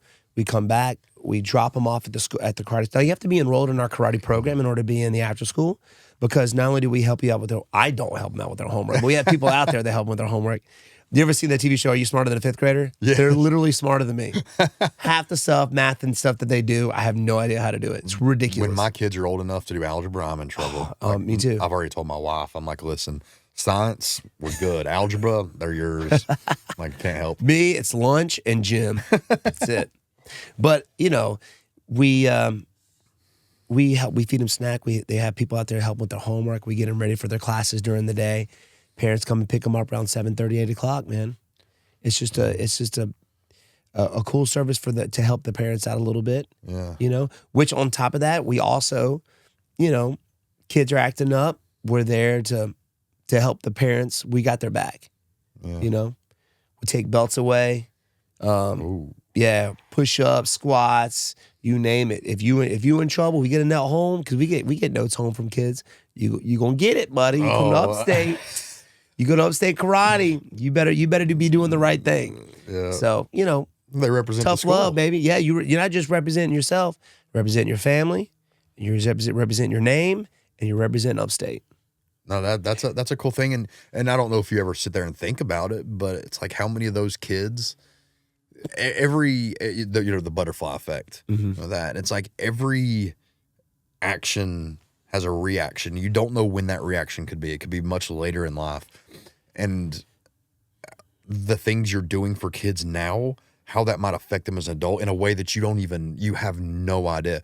It could be stopping a serial killer. It could be stopping something as simple as someone, it could be as simple as someone stopping this young girl from getting in a abusive, horrible relationship because she doesn't have self-confidence to go find someone that's worth her time and while. And that confidence that confidence was instilled at a young age at her karate school. Yes, sir. It's cool that you said that, man. I just got a DM from an old student of mine on Instagram, and he moved to Brazil, but he was just thanking me for the things that I instilled in him at a young age and how it helped him through business, through relationships, through all kinds of stuff, and that's why I do what I do. There's no better job, I think, than the service industry, to be able to serve others. I think that's just a very fulfilling job. Yeah. I don't even want to say job. You know what I mean? It's not a job for me. Like the fight game is a job for me. Yeah. Yeah. I love it. I love to train. I love to fight. It keeps me young, keeps me healthy, keeps me focused. But there's no better fulfillment than seeing this kid come in, different issues. Maybe he wants to lose a few pounds, or maybe has confidence issues. Maybe he's being picked on. But at the end of that class, whatever, he's leaving with a smile on his face, and knowing that I had a positive influence in it, and knowing, because I've seen it, kids that I looked down at when they were kids, now I'm looking up at because they're bigger than me, and knowing I had a positive influence in their life, and knowing that it's the best, man. It's so cool. Well, you win a lot more when you help other people win. Yes, sir. I'm very limited in my ability. You're very limited in your own ability to get wins throughout your life. But when you invest in other people's lives and their success, when they succeed, it's a part of you succeeding, and you feel that. No better fulfillment, no higher calling, I think, than to be able to serve others. Yeah. I coached my kids. It wasn't even supposed to happen. One of the coaches, his son got injured bad, so he pulled out. So I ended up becoming the coach of my 7-year-old's, 6 during the season, 7-year-old's football team this year. And I loved it. I work with UFC athletes. I work with NFL athletes, and dude, I'm so I absolutely love that. I remember your last fight. I worked, got you on weight, and then I had to leave because we had a game. Yeah, and I had to be there for the game. Dude, I loved working with these cool, kids. right? It was so much fun. They were such good kids. It was so cool to see them, and it's like now, season's over. Some of them I'll never, now I'm like, I want to coach again next year. Yeah. The other ones will have moved on. But like my Silas had a Christmas program the other day, and we watched that Christmas program, and I'm like seeing all the football players that I helped coach. And after the program, I was going up to them and like rubbing their head and fist bumping them. That's cool. It's funny too, you say that, because kids are awesome. No matter how mean they can be or upset, you can fix that. Sometimes it's the parents. Yeah, it's always the parents. Always the freaking parents. I don't have kids, but I know how I was raised. Yeah. Yeah. So you get these parents out here who just coddle. Like, parents know at Upstate, just from being there, you don't step on my mat. Yeah. If something happens on my mat, let me handle it the way I handle it. And if you want to do that after class, coddle them or whatever, you can do that after class, but you're not.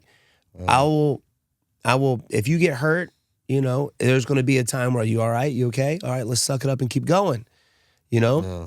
We've had parents try to do that. It's like, no, sir, no, ma'am. Could you step off my mat, please? This is what I got to do, Oh, yeah. Sometimes it is the parents. It's like, I don't have any kids, but sometimes you got to let them know and kind of help them. Sometimes they don't take it as well, but how to, you know, kind of discipline maybe, or toughen the kid up a little bit, or, you know, help him out a little bit. It makes me think we had during one of the practices, Silas got hurt, not injured, hurt, you know. Yeah. But it stinks, you know, especially you get your wind knocked out. It's the worst, dude, that's the worst injury. And you don't get that as an adult really much. Like, you don't get your wind knocked out. But to this day, I've had shoulder reconstructive surgery. I've had like 4 knee surgeries, 3 facial surgeries, and some of the worst injury or hurt moments in my life where I get the wind knocked out as a child. Oh, yeah. Then you're a kid, so you don't necessarily. You've never felt that pain before. Yes, you don't understand. Like, I'm not going to die. Eventually, you're going to catch that breath. And, you know, he got the breath knocked out of him, so he's on the ground and he starts crying. And my wife, I see her stand up, and I just look and go, like, no, like, you can't let me handle it my way. And I'm heartbroken. Like, it sucks. Like, I don't want my kid hurt. You know, he's my little buddy. And I don't want him to, you know, be crying in front of his friends. And that being said, they all cried at some point during the season, you know. But, like, I have to go in there and talk to him. I was like, hey, come over here, sit out for a minute, and when you're ready, get back in. He's like, oh, I want to go sit with mom. I'm like, no. Like, sit right here with your team. Your team's still out here. Stay with us. Like, when you feel good, you can go back in. And, you know, after a while, he starts to get his breath back, and he feels good again. Then he goes back out. Yeah. And then that was, like, practice 2 or 3, and then by the end of season, you know, that's those things are happening every practice. But you're getting those hits, and it's just normal now. Tough. It's conditioning. Yes. You know what I mean? It's conditioning, right? And that's cool that you did that, because a lot of people I see, the first thing they want to do is rush out there. Let them feel the pain a little bit. Let them realize that they're going to live, and they'll be fine with it. As soon as they go off the wall. You know what I mean? If you let them soak in that pain a little bit, you know, they start to feel it. They understand it. It's like, all right, next time I get hit, I get a little. It's cool to see that conditioning process, and that's something I actually tell my parents. You know, your youngin's you're gonna get their bumps and bruises out here, but that's part of the conditioning process. That way, in a street situation, they get hit, they get punched, they know how to take it, and they can continue and do what they need to do to defend themselves. When I've seen people who've never been hit before, they just cower. They cover up, and they just get pummeled, right? You got to go through that conditioning process. Because any life worth living is going to be filled with those. Yeah. And I've dealt with adults, you know, with the gen pop side of things. If I'm working nutrition for general population clients, and I've had some that, like, when adversity hits, they crumble. And sometimes I question, I'm like, have you ever, like you've not dealt with adversity very much, and you can tell that. Yeah. And so then I kind of want to help them through that a little bit. Yep. You know, you really have to help there. And it actually makes me think of another guest I had, Cole Kramer. I don't want to downplay what he does, because it's amazing. I don't really know how to explain. He's essentially a hunting guide. Yeah. Like up in Alaska, which brutal environment. And he'll take these huge CEO businessmen, millionaires probably. Yes, these guys, and take them on these big hunts, like these sheep hunts, and I mean, these are tough hunts where you're packing out, you're carrying your gear, and doing tough things. And he talks about how it's kind of cool, because you get these guys that some of the times, you know, maybe all they've ever done is business. Maybe they inherited the family's business, and that's all they've kind of been bred to do. And they've never really had to face adversity. He said, and sometimes we'll see these men, you know, 30, 40, 50-year-old men facing adversity for the first time in this environment and having to figure it out. Yep. And, like, see right then and there. You can't go back. Yes, you gotta finish this thing. And that's the thing, because, like, we're halfway, you know, from where we started and where we have to get to do this hunt. There's no walking back. No. You know, like we have to get to where we're going, then an airplane's going to come pick us up. There's no giving up here. You give up, you starve and die. So they have to face that adversity. And he's talked about how some of them, you kind of see it for the first time, and then they go out there, they get their sheep, they make the shot, like how proud they are of themselves. Yeah. You know, and it's so wild, because I just thought about it. It's wild how privileged Americans are. Yeah. You see these people in other countries who do that, like, every day. You know what I mean? Yeah. It's like, it's wild, man. Yeah. It's wild. No, if crap hit the fan, I think the majority of our population would just perish immediately. Yeah, because it's easy. And obviously not for everybody. You have socioeconomic statuses, but America, it is. I mean, I've said this with your dad. It's, I've been to a lot of different countries, and there's not a country I've ever been to that I would rather live in than America. Yes, sir. But that is a problem. We're spoiled. Yeah. If there's a food we want, we can get it. Yeah. That's a whole Dude, Uber, bro. Just drop it off at my door. America is the land of convenience. Yes. It's anything you want to be easy, it can be easy here. Which is why I think we have to seek for uncomfortability. Yes. Especially as dads. Yeah. As dad. Yeah. I'm not a dad yet. Hopefully I will be soon. But I don't want my kid to be soft. Yeah. I see I thought I told you this yesterday. My nephew, Sweet T's kid, was out there sparring yesterday. He gets uppercut. We had sparring yesterday. We get these kids out there full on kicking, punching, takedowns, position, and he gets uppercutted right in the gut. And he's like, eyes open up. He just stares at me. You know what I mean? Like, you can't breathe. I'm like, did you get hit in the stomach? I was like, hold your hands up. Hold his hands up. And you hear him. You see him go. Finally take that deep breath. It's like, you good? He's like, I was like, all right, keep going. Just get back at it. Yeah. It's cool to be able to see them. All right, I'm fine. Let's keep going. Yeah. Now sometimes you can get injured, and sometimes it's hard to figure out if they're actually injured or if they're just feeling a little bit of pain. Yeah. So sometimes you have to kind of like, you okay? We got to talk you through it. All right, where's it hurting? Things like that. Yeah. But at the end of it, if you're fine, we're going back out there. We're finishing it. Yeah, and I think it's important to expose kids to adversity, especially if they're not going to naturally have it, because there's kids that have no choice. Yeah. Like their whole life is dealing with adversity. There's kids born in homes with parents that aren't involved, or their parents, for whatever reason, life's hit them hard and their parents can't be involved because they're just working all the time, or they're a single mom, single dad. And these kids are just faced with adversity their entire life. Yeah, man. And I can't let my kid come up at the same time as these kids. And because, I've worked hard to get to a point where my kids can have it very easy if they want. They could. But I can't let that happen. They're going to be, we're outside in the cold. We're hunting. We're outside in the heat hunting. We're taking family walks in the cold. We're taking family walks in the heat. We're doing things. We're not sitting in front of a TV. We're not sitting in front of an iPad. You're going to eat the food that's on the table. Like, yes, there are other options. We could get up and go to the fridge that's filled with food and give you another option, but that's what we have. Like, that's what you're going to eat. Yeah. Because there's a lot of people who don't have those choices. And I don't ever want, and I think this is a problem with a lot of families and such, the kid grows up not facing that adversity, and they grow up with a sense of entitlement. 100%. And that is poisonous. I see that every day. Every day. We have kids that come in, shouldn't be the size that they are. Yeah. And there's only one cause of it. Every time their kid gets a little hungry, they feed them immediately. Yeah. Oh, yeah. I remember growing up, there was none of that. Like you walked around with your stomach growling for a little bit. Like my dad let us feel what it's like to be hungry. Be hungry. Yeah. So that way, when you sit down to dinner, you eat your dinner. Yeah. Yeah. You know what I mean? If I was hungry all the time and my dad fed me every time I was hungry, you know what I mean? Like I wouldn't know what that feels like. Let your kid stay hungry, parents. Yeah. All right, let him know what it feels like to be hungry a little bit.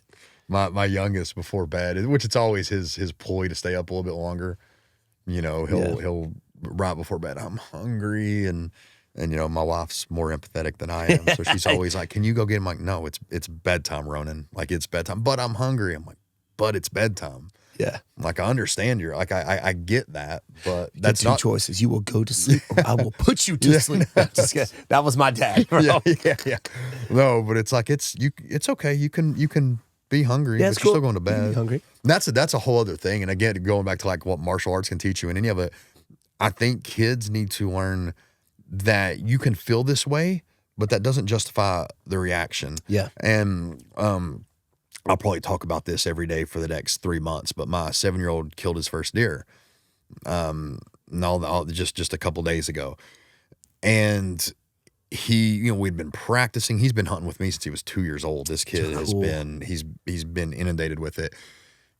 He's shot guns. He's prepared. He's gotten good with shooting. But when it came time to shoot, he's like, I can't do it. I'm scared. Yeah. I'm like, okay. I'm like, well, go. Like, let's do this.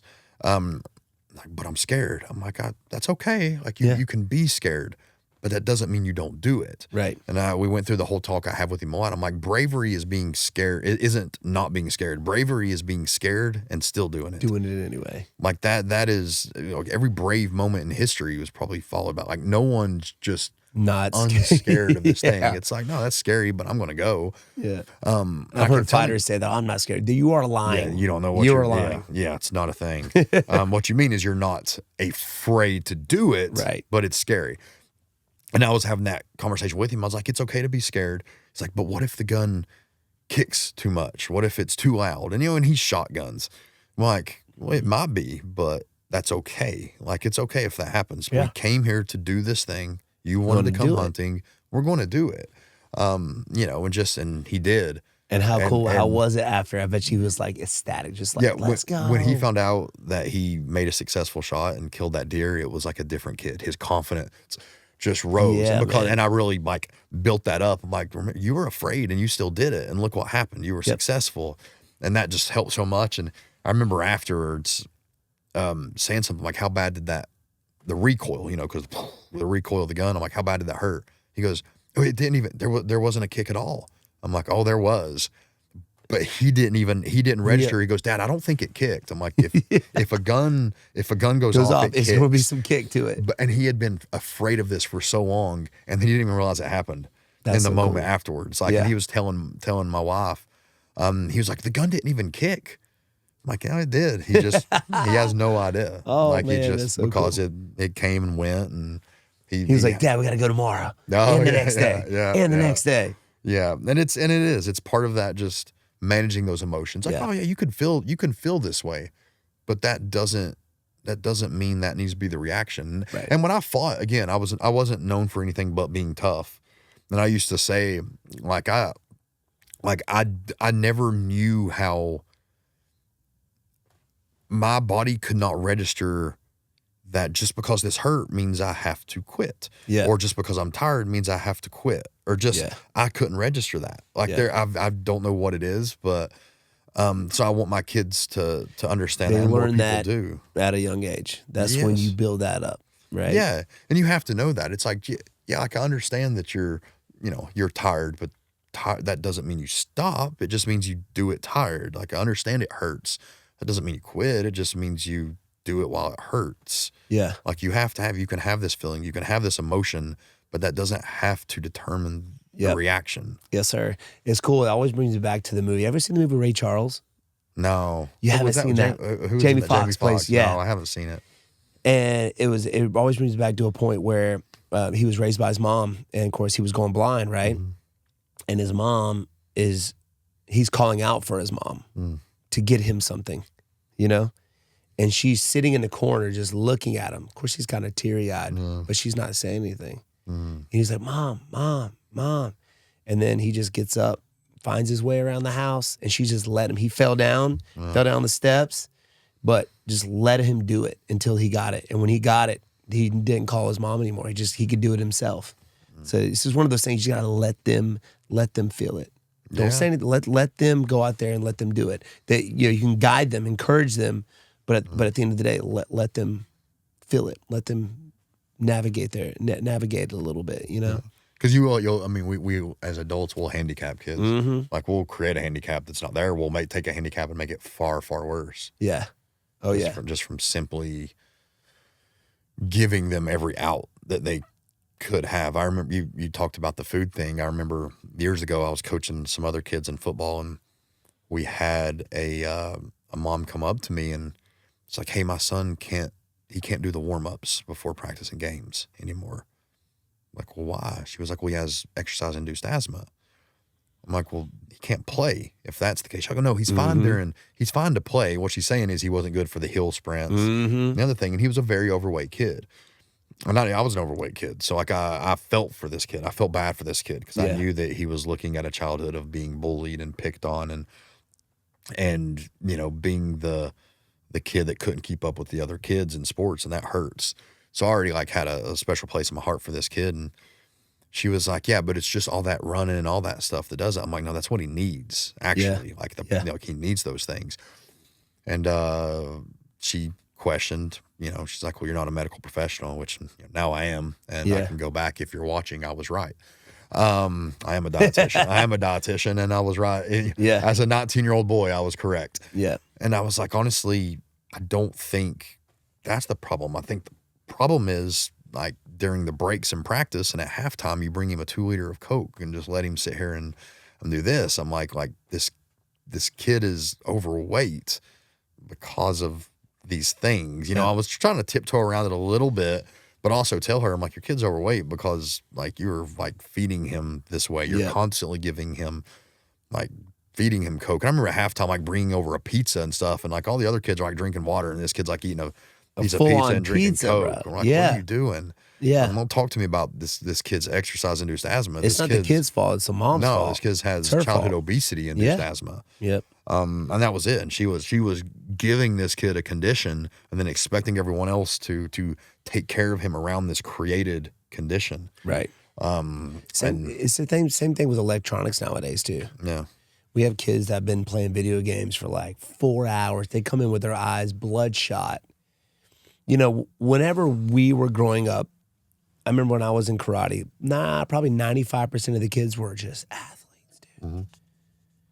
You know, we were outside every day climbing. Of course, I know the times are different, but still, your kids can do something. Yeah. Walk them out in the backyard, dude. I used to be locked. You got locked out of the house, right? Yeah. Could not go in. Yes. 180 degrees outside, couldn't go in. And it's flipped. Yeah. It's flipped. You know, now we get 95%. You know, these kids are unathletic. Yeah. Can't do. You know, it's you got to spend a little bit more time with it, but you know, it's because of electronics. They come with their eyes bloodshot. They don't build that athleticism. They build that going outside and playing, getting hurt, falling down, climbing trees, riding bikes. That's how you build that athleticism, and the kids don't have it anymore. Yeah. And I get it. I do understand. I was never a video game person. I didn't have them growing up. So I was just never it was never a thing for me. But like I struggle. Like I know my kids, like my 7-year-old, he's already at the age where like he wants things like that. Like, no, like, well, I'm not going to allow that right now. Eventually we will, because that's just part of being a kid. He's going to have it. He's going to have it at friends' houses and all that. And then our plan is we'll just control how much he can play. Yep. Because I'm not a fan of just banning something like that, because again, they'll find a way. He'll just want to spend more time at a friend's house that has it. Right. Just controlling the amount. Because that's what we try to get our kids to play outside as much as possible. That's and awesome. It's fun, like, because they'll want to go outside sometimes. That was and the it's thing cold. growing up. Yeah. Because we only played video games when it was raining. Yeah. Or at night. Yeah. We would rather be outside. Yeah. What brought back memories, like I live in a neighborhood, I've been there for like 12 years.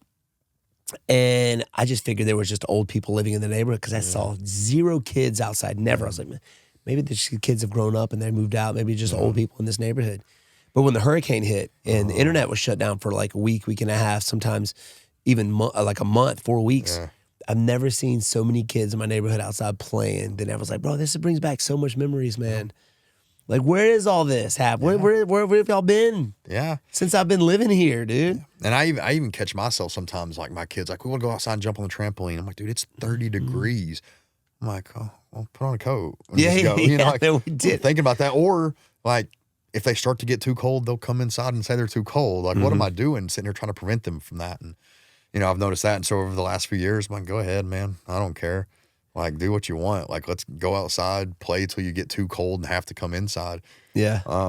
It snowed once already this year, and my kids we didn't have all their winter stuff down. We just had kind of their cool weather stuff. Yeah. We want to go play outside. Even have their gloves ready.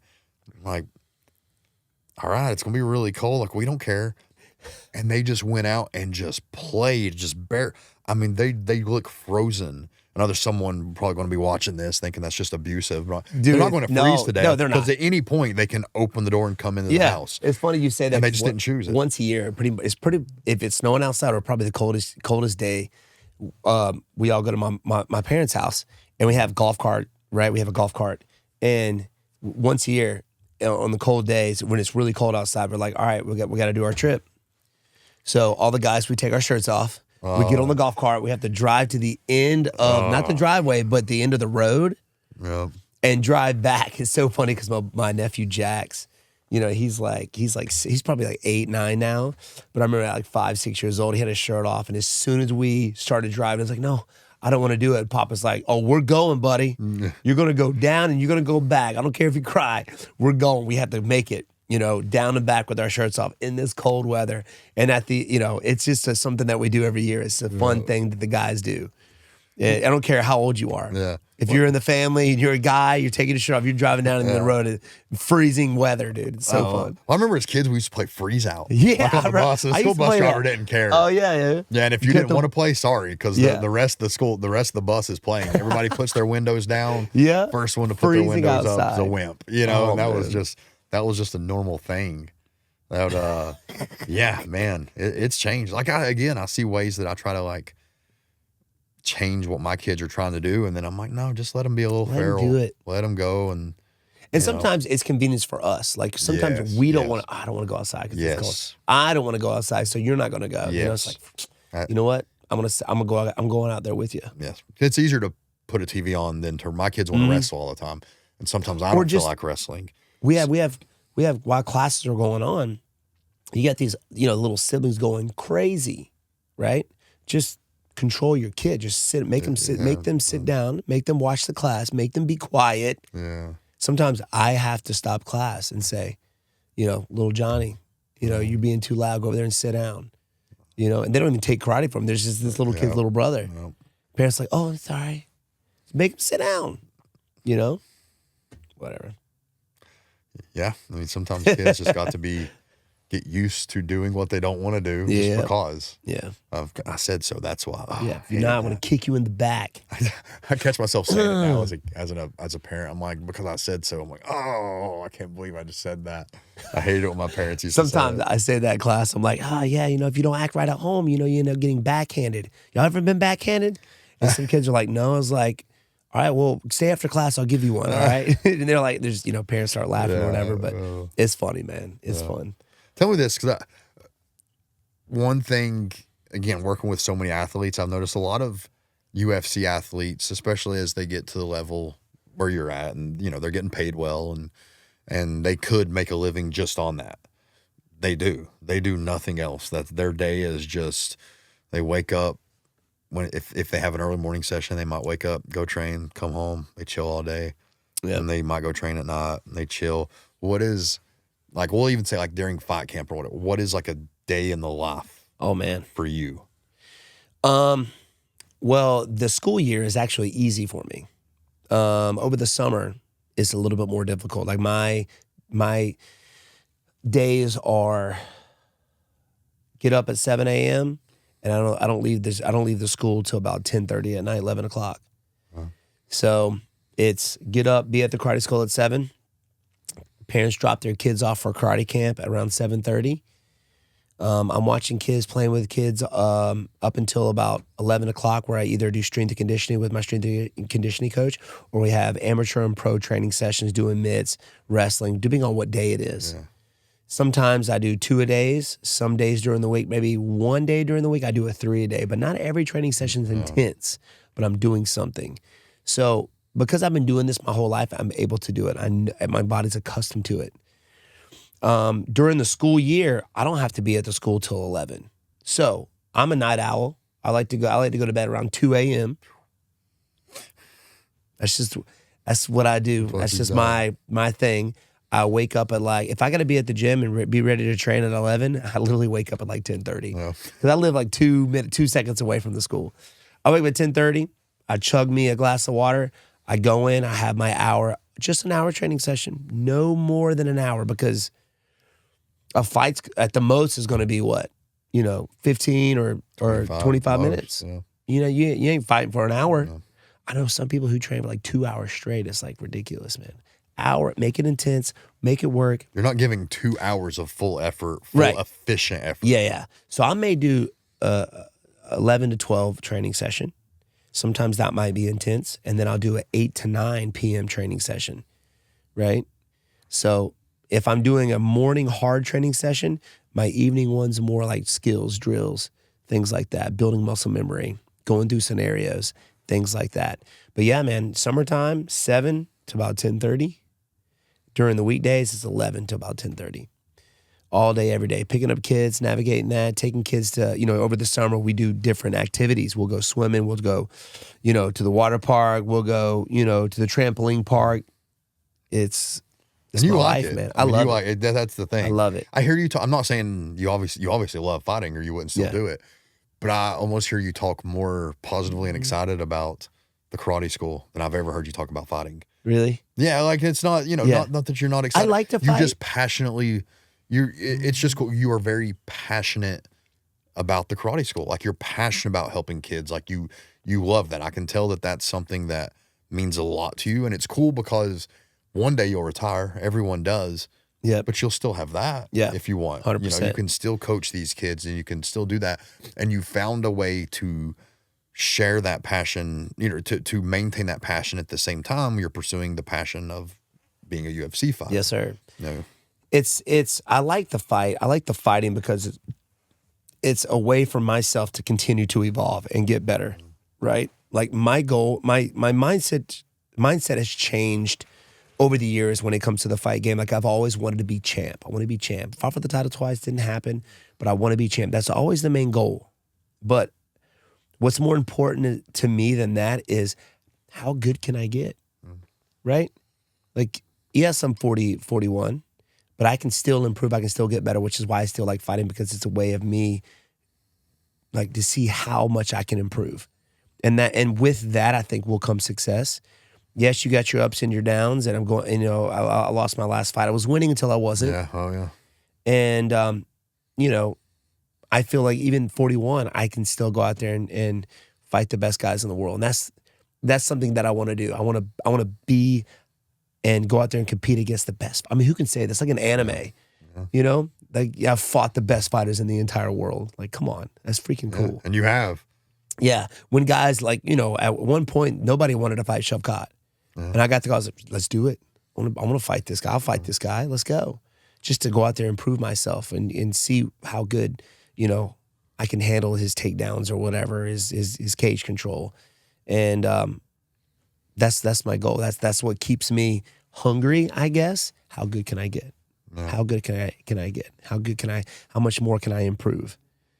And it, at the same time, keeps me a good, healthy lifestyle, right? Keeps my goal hungry at the top, kind of filled up, because I always want to improve. I always want to get better. And just being a lifelong martial artist, there are fighters out there today that only train when they have fights coming up. Yes. And I think that's crazy. Yes. That's crazy. How are you going to evolve? How are you going to get better if that's the only time you train? And fight camp's really not supposed to even be when you get better. No. It's supposed to be when you train the plan for the guy you're fighting. You get better between the fights. That's 100%. how it should be. Yep. That's how every other sport handles it. Yep. Like That's how you should do it. the NFL guys aren't like during game week isn't when they're like really trying to get better. Yeah. They're doing that in the preseason and then And I didn't become the fighter I am today if it wasn't for teaching. No. Teaching has made me a better fighter because there's a certain level of understanding when to throw this technique and how to do it. There's more understanding of the technique and why and how to do it, so that makes you a better fighter. You have to understand it more. So when fighting, I don't know if you even thought about it, when the day comes that you do retire, one day, like what do you see you doing to still kind of scratch that itch? Or are you just going to figure it out when it gets here? No, I mean, I think there might be a day where I stop fighting MMA, Yeah. but I feel like I can strike for days. You'll still do some. If it's other organizations, if it's kickboxing.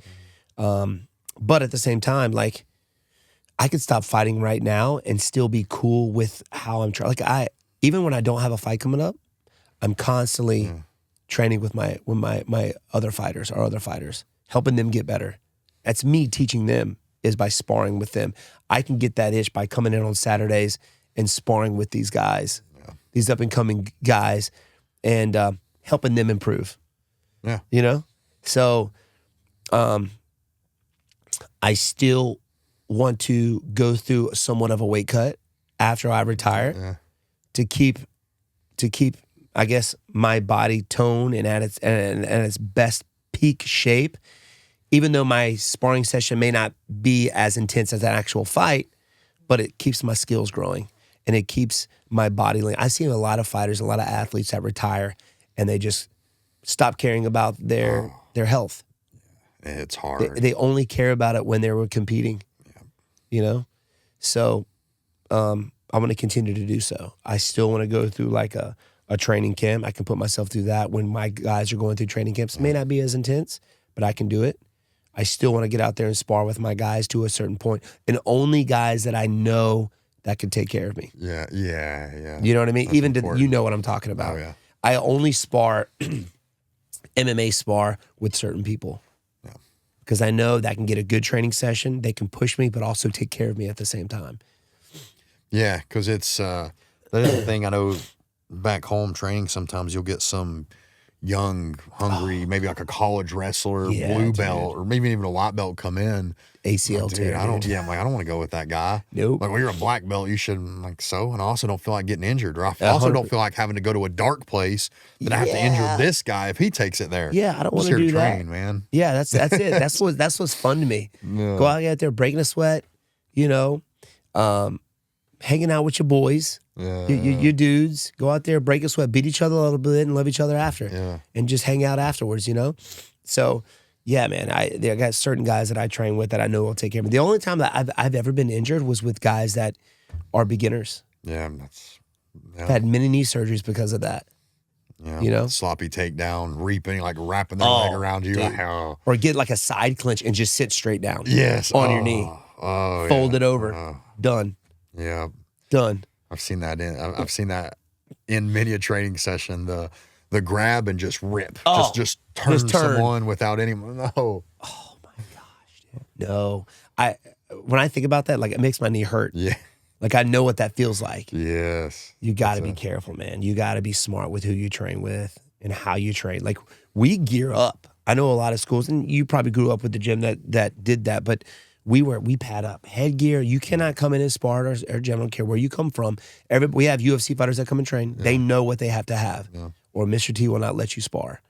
You have to have 16 or 18 ounce gloves. There have been heavyweights wearing 10-ounce gloves.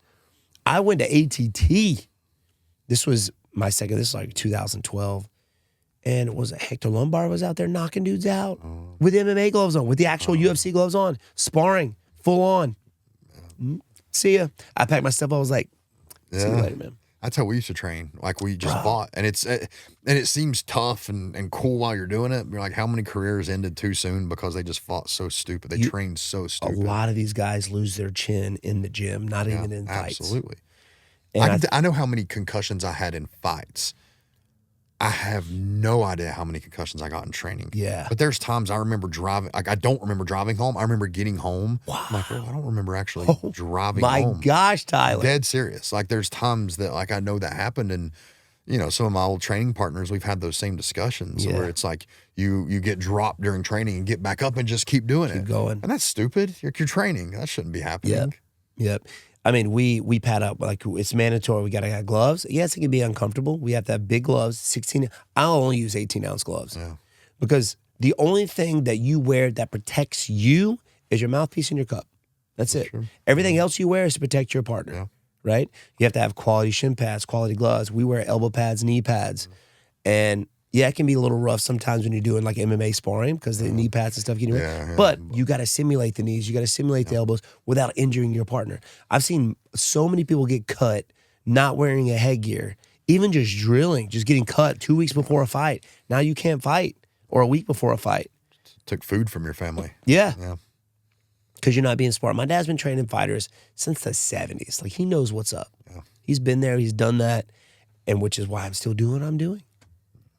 You know? helps that longevity. Just training smart improves the career. Yep. It creates a longer career. Yep. Healthier career, especially here. Yeah, and that there's head injuries. I'm gonna have a whole podcast just on head injuries, and I'm sure I will one day. I don't There's know so if you many. saw the interview with Nguyen. What's his name?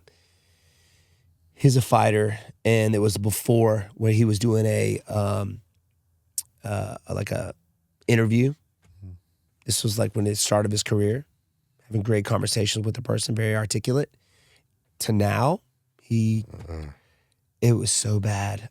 I forgot the guy's name. Something Nguyen. I think he's like Vietnamese or something. But he relied a lot on his toughness to get through his fights. And the guy cannot put two works together. And it breaks my heart, man. Yeah, It breaks it's a my scary heart. thing.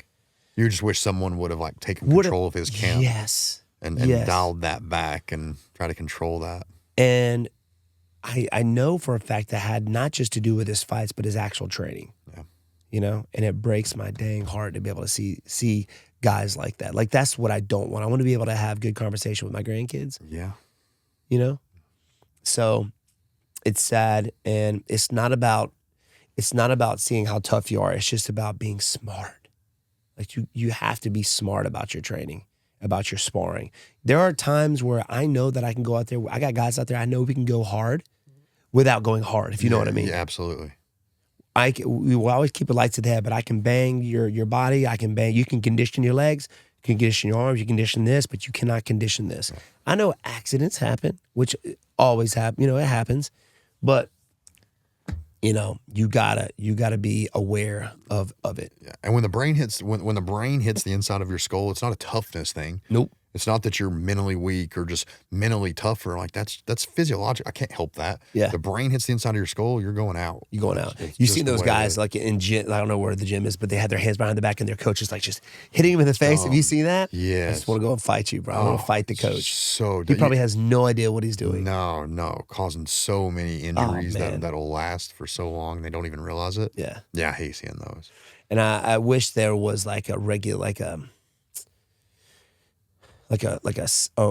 set of rules to follow, you know, that every gym has. Yeah. That's just a lot of coaches, they're about the money. They don't care about their fighters. Oh yeah. Yeah, and a lot of them they have that old school mentality and they refuse to evolve from it. You've always done it this way. This is how I trained. So this is how I you're make gonna you train. Yeah. Yep. Well, man, I'll wrap it up, but one question I'm constantly being asked by Hit me people. with it, Tyler. One question I'm constantly being asked by people is the nice guy thing, well, I can answer it. Is the nice guy thing fake? Is it an act? Is it, it's constant. Like, is he really that nice? Or has he just figured out that sells, that people like that? They like him about that. And I tell them, like, no, it's he is obnoxiously nice. Like you can't be around you and be the nicer person. And I try to tell them like that is really who he is. It really is. It's who you are. And like my last question for you is, what is that? Is it just natural? Is it you just naturally feel this way? Or do you make like a conscious effort to just be nice to everyone? No, I think it has a lot to do with my faith in Jesus Christ. My faith in God, knowing that I'm taken care of, it takes all the stress out from everything else. Like I try to look at Jesus' life and see how you can read it. It's all true. How much of a positive, and you know, he was a light to everyone. Doesn't matter who you are, what you look like, how much money you make. He was sweet to everybody, you know? And I just want to be a light for those who need it most. And I tell everybody this. It's like when you walk into a room, like be that light for people, you know? Like for like training camp, when me and my buddies, we're all just feeling it, man. We're feeling it. Our bodies are broke down. They're coming in. They're just like this. But I know how bad I'm feeling. But even just a smile on your face when you walk into a room, how it changes the room. Yes. You know? And, you know, I don't want to be just known as a good fighter. I want to be known as a good human being. And it's crazy how many people try to, get in touch with me just to let them know how much of an influence and how much of a light I am for them. What I mean by that is just a positive influence. When they see me out, it inspires them to do the same. Oh yeah. So I think it definitely has to do with my faith in Jesus Christ, knowing that after this, I'm going to a good place, not because I have to, it's because I believe in I believe in him.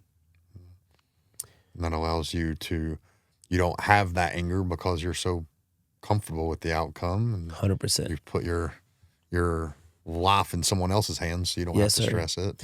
And, I also know what, through teaching the martial arts and things like that, like I said, there's no better fulfillment than knowing that you have changed somebody's life, for the good, and even if you don't train with me, my goal is to leave a lasting positive influence just being in the room with me. Yeah. That's what I want. Well, that you succeed at that.